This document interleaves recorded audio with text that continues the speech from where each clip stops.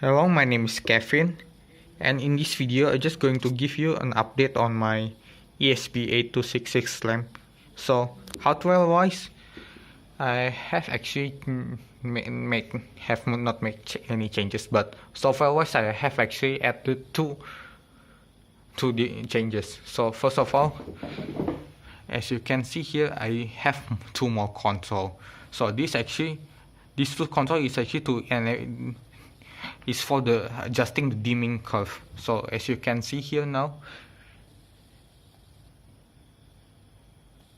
they already have some delay before going to a certain brightness.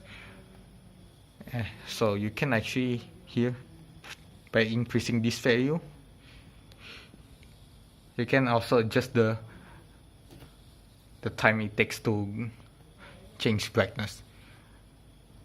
My touch seems very useful, but actually this creates a more natural feeling when changing the brightness, and actually enables me to add a sunrise function where when the lamp will slowly ramps up the brightness, I think in around 30 minutes or 20 minutes interval.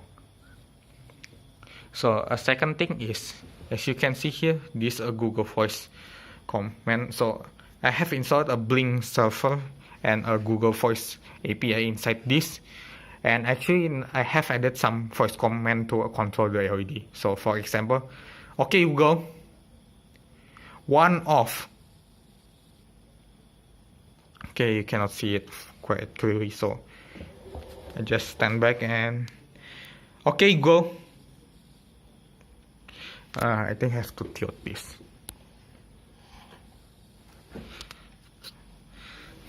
Okay, Google.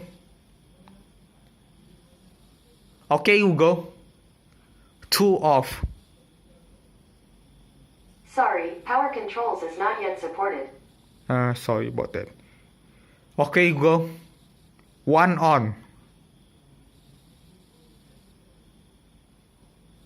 Okay, Google. 2 off.